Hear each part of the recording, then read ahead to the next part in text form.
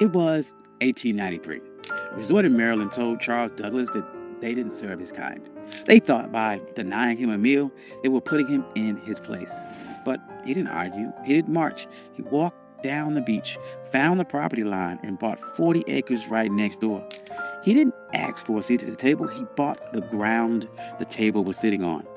This is the story of how Charles Douglas turned a restaurant rejection into the first black municipality in the state of Maryland.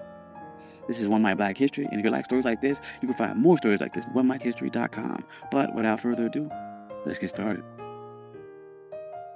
To understand this heist, you have to understand the insult. It was August 1893. The Chesapeake Bay was the playground for Washington and Baltimore's elite. The system at the time called the place Bay Ridge. It was known as the Queen of Chesapeake. It was a grand hotel, massive boardwalk, and a restaurant that promised the finest dining on the East Coast. Charles Douglas and his wife Laura, they weren't there to make trouble. They were black autocracy. Charles was a high-ranking official at the Treasury Department. He was polished, he was wealthy, and he was a veteran. He walked to the restaurant at Bay Ridge and asked for a table. The waiter did not look at Charles's uniform. He didn't look at his credentials. He just looked at his skin color and said, "We don't serve your kind here."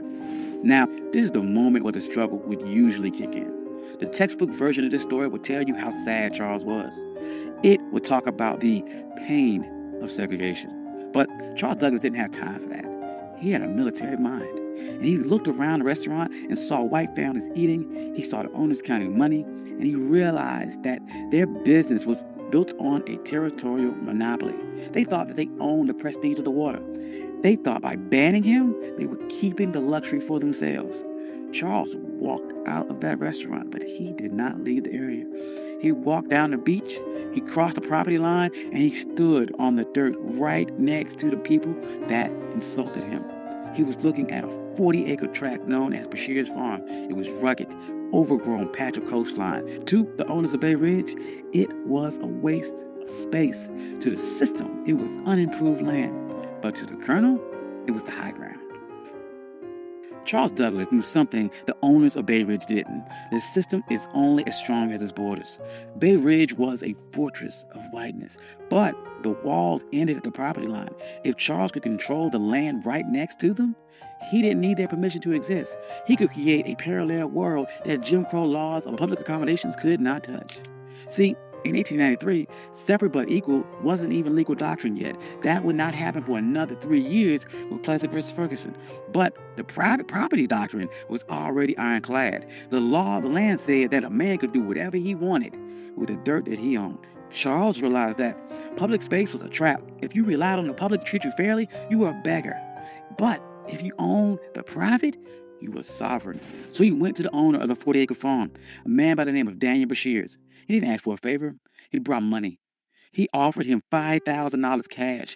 In 1893, that was an astronomical sum. It was roughly the equivalent of about $175,000 in today's money. But the strategic value was worth millions. Bashirs took the money. He signed the deed. And on that day, the Queen of Chesapeake lost its monopoly. Charles Douglas didn't just buy a farm. He bought the gateway to the bay. He went to the restaurant owners who refused him a sandwich, and he didn't say a word. He just started building. And the first thing Charles did wasn't build a resort for the masses. He built a fortress for his legacy. He built a home for his father, Frederick Douglass. He called it the Twin Oaks. But he didn't just build it anywhere. He positioned the home with military precision. Frederick Douglass had been enslaved on the eastern shore of Maryland. He looked across these same waters as a boy, dreaming of a world where he wasn't property. So Charles Douglas designed Twin Oaks so his father could sit on that property and look directly across the Chesapeake at the very shore where he was once owned. This was psychological warfare. It was a message to the system that if you didn't lose a slave, you lost the entire coastline. Frederick Douglass never got to spend a full summer there because he died in 1895, but the receipt was still filled. The Douglass name was now etched into the land in the deeds of Maryland. But Charles was not done. He knew that one house was an anomaly, but an entire empire is a network. So he began subdividing the land, and he didn't sell it to just anyone. He targeted the sovereign class. He sold lots to black doctors, black lawyers, black engineers, black poets in D.C. and Baltimore. He created a neighborhood where the white-only signs of Bay Ridge were relevant. By the turn of the century, Highland Beach wasn't just a place to swim. It was a black think tank. Paul Robeson was there. Langston Hughes was there. W.E.B. Du Bois was there. They weren't protesting segregation. They ignored it. They built their own hotels. They built their own pier. They built a community center. They built a closed economy where black money stayed in black pockets and black dignity was the default setting.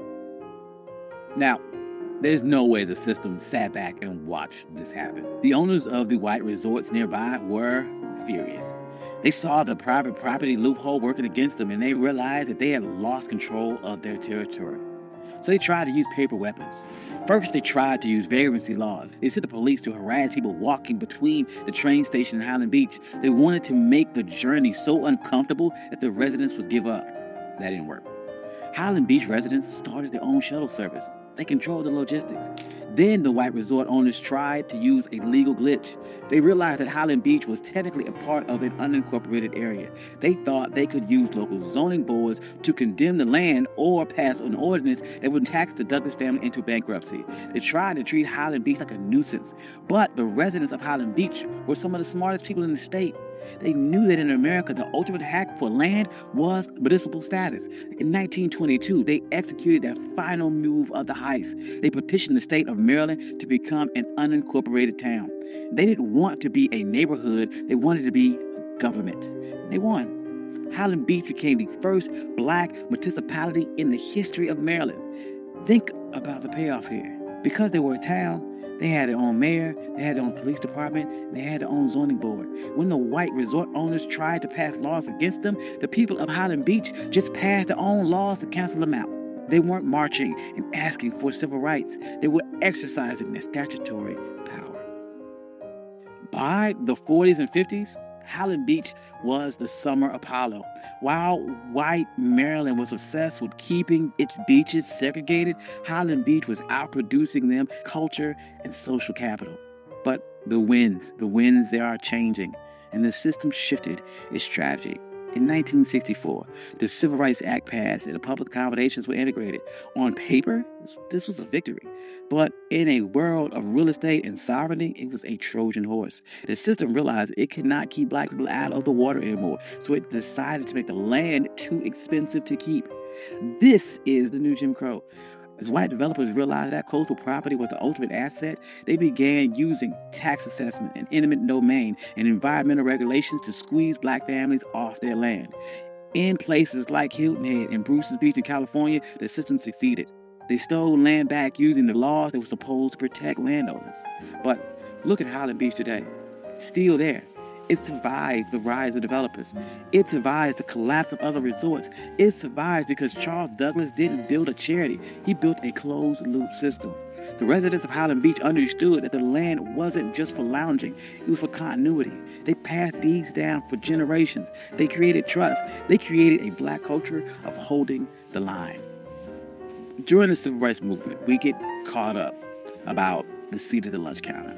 But Charles Douglas reminds us that the lunch counter is just a piece of furniture, and that if someone owns the building, they can always find a reason to move the chair or keep you out. The true power is owning the blueprints. Charles Douglas was told his money wasn't good enough for a meal, and he didn't waste a second trying to change that with his mind. He used that energy to change the map. He proved that when the system closes the door, you can't keep knocking till your fists are bloody. You can buy the hallway. You can buy the entire building. You can buy the entire beach. You can buy the ground that it sits on. And today, Highland Beach stands as a reminder that we aren't just laborers in the American story. We are the engineers of our own exit. Thank you. This is One My Black History. I'm your host, Country Boy. If you like stories like this, you can find more stories like this at onemyhistory.com. Hope you enjoyed this. This is something different. I enjoyed this a lot. Trying to do, once again, more stories about agency, about pattern interrupts, people overcome, and how they took a system that was designed to keep you back and beat it and overcame or outsmarted that system. Hope you enjoyed that. I'd like to thank all my day ones. You guys are amazing. Thank you guys all for coming out. Financial contributors. Oh, yes. And if you don't see your name here, please reach out to me.